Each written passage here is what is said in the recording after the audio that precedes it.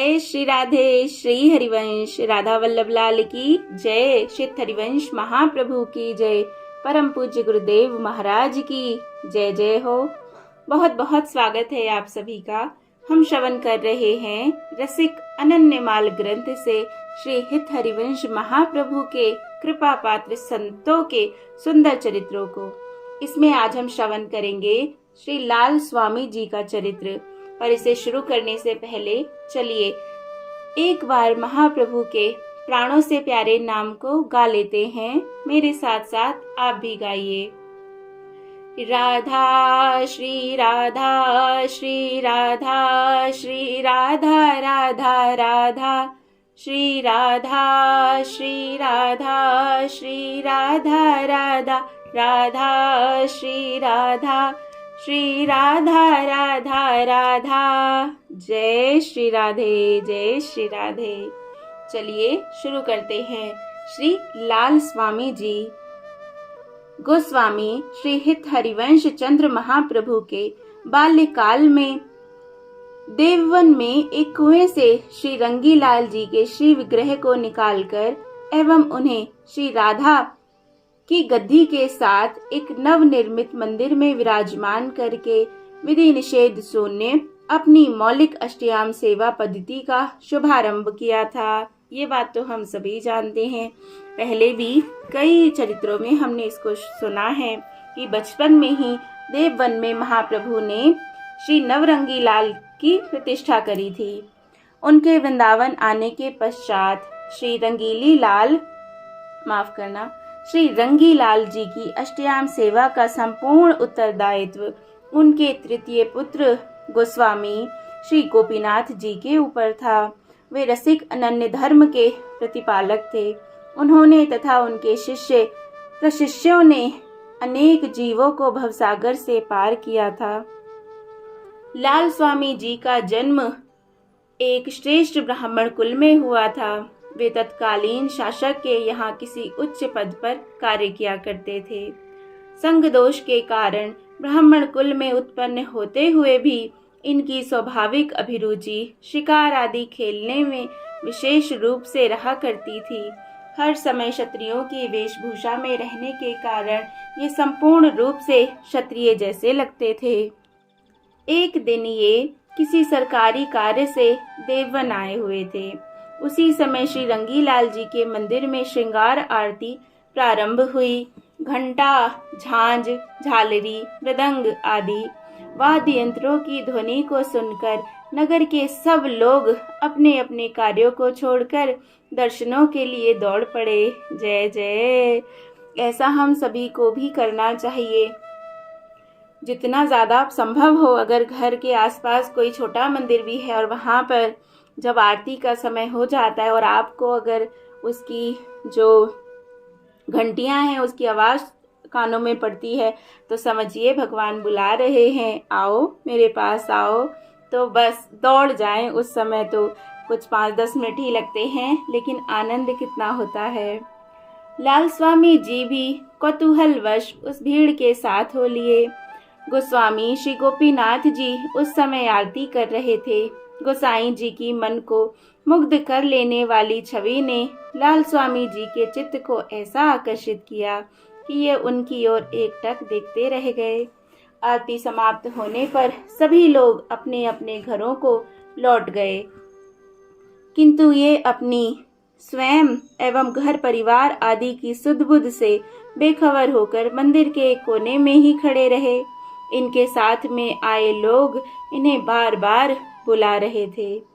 सेवक गण विनती कर रहे थे, किंतु इन्हें तो श्री गोपीनाथ जी के श्री अंग से एक मादक सुगंध आने का अनुभव हो रहा था। कवि हृदय होने के कारण इनके मुख से तभी निम्नांकित एक दोहा निकल पड़ा। क्या?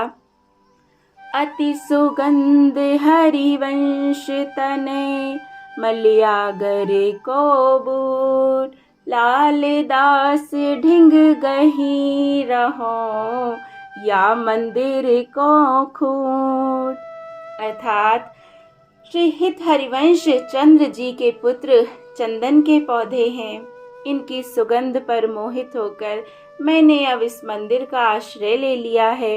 यह कहते हुए इन्होंने गोसाई जी के चरण पकड़ लिए और उनसे अपने पूर्व कर्मों पर पश्चाताप प्रकट करते हुए दीक्षा देने की प्रार्थना करने लगे। इनकी श्रद्धा देखकर एवं निश्चल हार्दिक प्रार्थना से द्रवीभूत होकर परम उदार गोस्वामी श्री गोपीनाथ जी ने इन्हें मंत्र दीक्षा प्रदान कर दी। साथ ही श्री हित उपासना पद्धति एवं अनन्यता के साथ रस भजन की रीति आदि की शिक्षा भी प्रदान की। अब ये क्षत्रियों जैसे पूर्व में किए जा रहे आचरणों को छोड़कर एवं घर परिवार के प्रति अपनी ममता मोह का परित्याग करके साधुओं जैसे वेश में मंदिर में ही रहने लगे और तभी से लोग इन्हें स्वामी जी कहकर बुलाने लगे। इन्होंने गुरु एवं इष्ट की सेवा में अपना तन मन धन सब कुछ अर्पण कर दिया। गुरुवर की अहेतु की अनुकंपा से थोड़े ही दिनों में ये रस भजन परायण अनन्य रसिक उपासक बन गए। ये दिन रात मानसी भावना करते अर्थात मानसी सेवा में ही भगवान की भावना करते। इन्हें मानसी सेवा सिद्ध हो गई।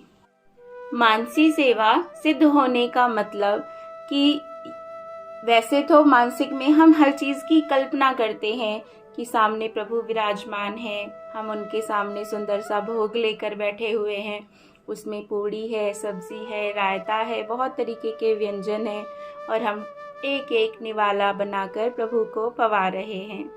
ये समझिए एक एग्जाम्पल था, ये भावना है। लेकिन जब ये भावना सिद्ध हो जाती है तो भगवान भी साक्षात दिखते हैं और जो प्रसाद हम सोच रहे होते हैं वो भी साक्षात दिखता है।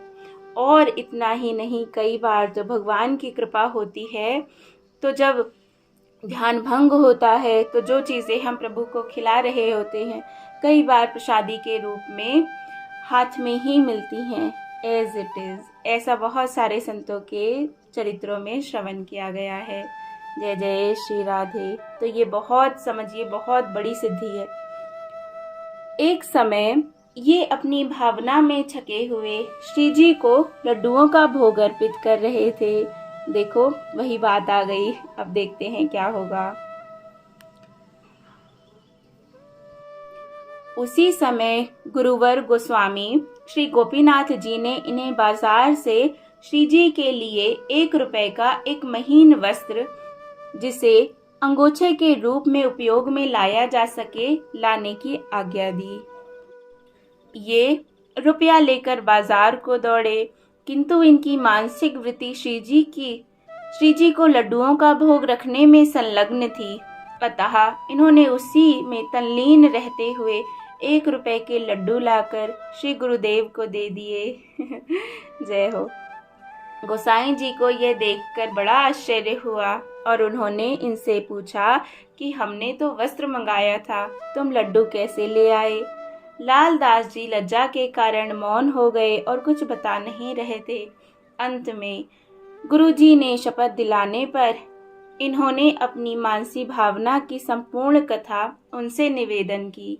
लाल स्वामी जी की जानते हैं, लाल स्वामी जी ने इतनी तन्मयता से भोग रखा था कि भोग उसारने के लिए जब गोसाई जी मंदिर में गए तब उन्हें श्री रंगीलाल जी के भोग के थाल में लड्डू ही नहीं अनेक प्रकार के घृत युक्त पकवान भी रखे दिखाई दिए। उस दिन से गुरुजी इनका बहुत आदर करने लगे और अपने मन की सारी गोपनीय बातें भी इनसे कहने लगे। जय हो।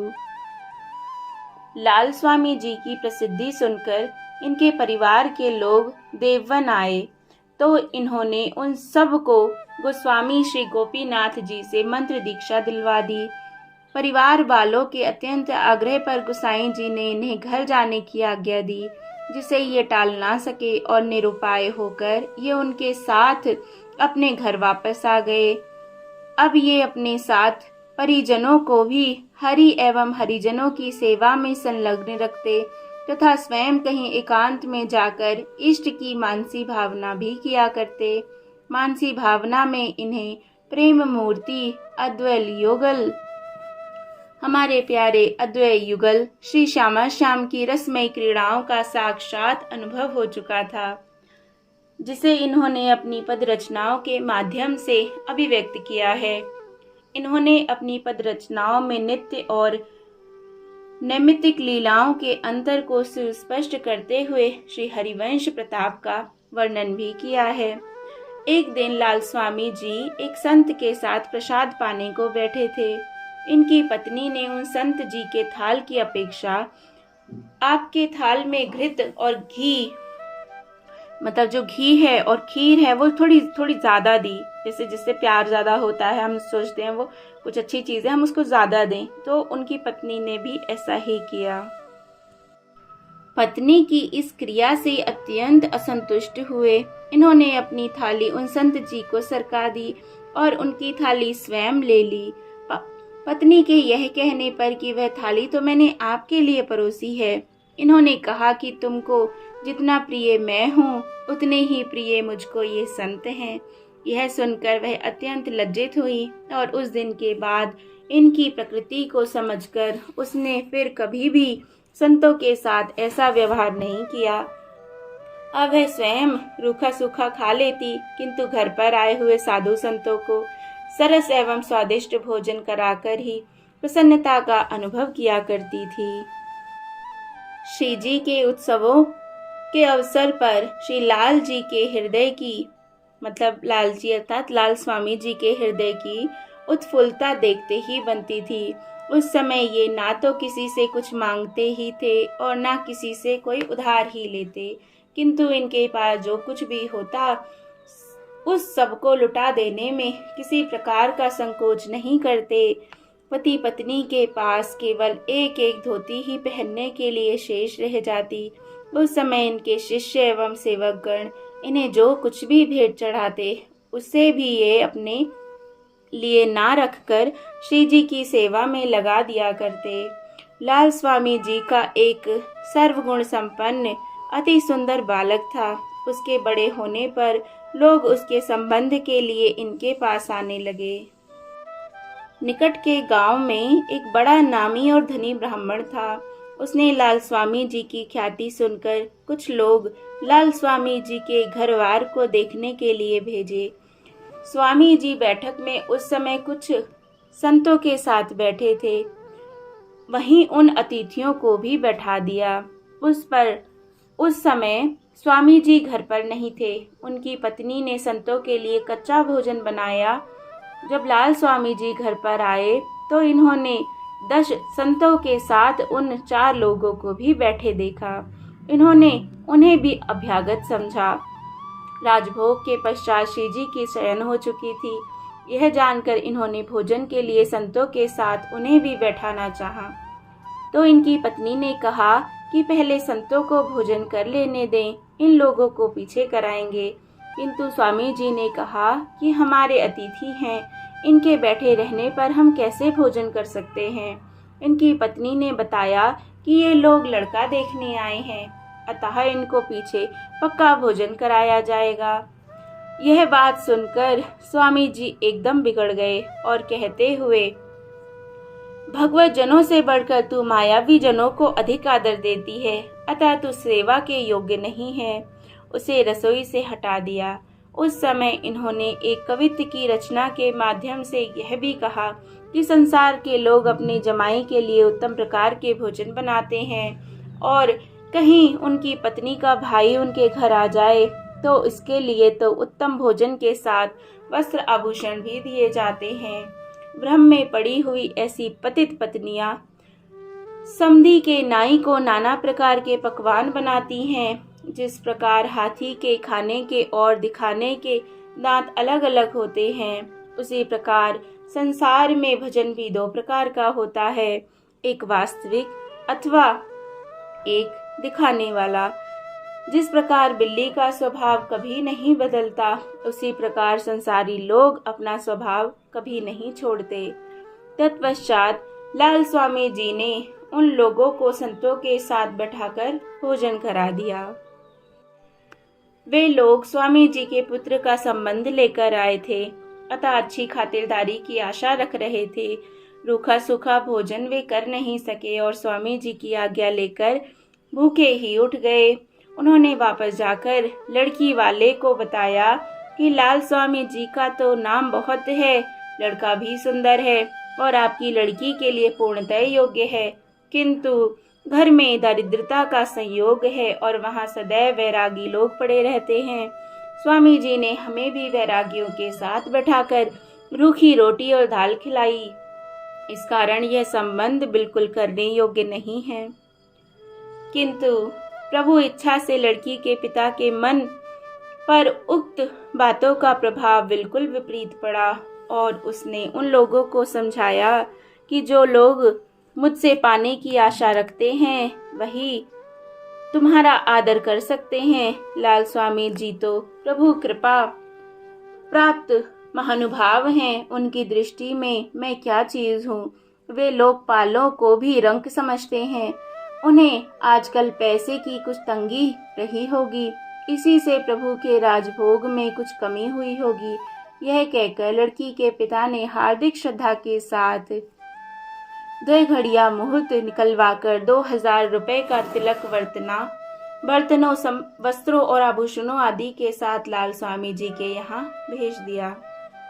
स्वामी जी ने अपनी पत्नी, जिसे इन्होंने संतों एवं पुत्र को देखने के लिए आए लोगों में भेद दृष्टि रखने के अपराध में रसोई से निकाल दिया था, 1 वर्ष के पश्चात गुरु जी की आज्ञा से इस शर्त पर स्वीकार कर लिया कि उसे दंड स्वरूप अपने समस्त गहनों को बेचकर प्राप्त किए धन से श्री जी का एक महोत्सव कर उसमें साधुओं का भंडारा करवाना पड़ेगा।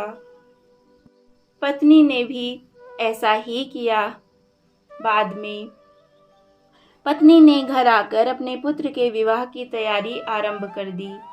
स्वामी जी ने जब बारात के लिए खेल खिलौने एवं आतिशबाजी का प्रबंध होते देखा तो इन्होंने एक कवित्त की रचना की, जिसमें इन्होंने कहा कि पुत्र के ब्याह में प्रसन्न होकर पिता अपने सेना व्यय करके अग्निवर्षा करता है, कागज के कलयुगी बाग लगाकर फलों के लिए तरसता है। वह संसार से पार करने वाला भगवान का नाम तो नहीं लेता, लेकिन भवसागर में डूबने वाले अनेक नाम लेता रहता है। ऐसे मूर्खों को संपूर्ण संबंध स्वार्थ के लिए ही होते हैं और उनको परमार्थ की बात स्पर्श नहीं करती। लड़की के पिता ने विवाह में स्वामी जी को बहुत धन दिया। स्वामी जी के संपर्क में उसकी बुद्धि शुद्ध हो गई और वह भी प्रभु का भजन करने लगा। जो लोग नश्वर संसार का त्याग करके प्रभु के चरणों में लगे हुए हैं, उनकी प्रभु सब प्रकार से लज्जा रख लेते हैं और उनके व्यवहार को भी नहीं बिगड़ने देते। जय हो जय हो। सदा करो तिनकी रखवारी, जिम राखे महतारी। जय जय। जैसे माता अपने बच्चों की रक्षा करती है, वैसे ही प्रभु भी अपने भक्तों की रक्षा हर समय हर पग पग पर करते हैं। और देखिए, उनका परमार्थ तो सुधारते ही हैं, लेकिन यहाँ पर भी उन्हें किसी चीज़ का कष्ट नहीं होने देते। जय जय श्री राधे। कितना प्यारा चरित्र ना, कितनी सुंदर बातें, बहुत सुंदर। जय जय श्री राधे। श्री हरिवंश। अगर आपने चैनल को सब्सक्राइब ना किया हो तो ज़रूर करें। कितने प्यारे चरित्र श्रवण करने को मिल रहे हैं। जय श्री राधे। श्री हरिवंश।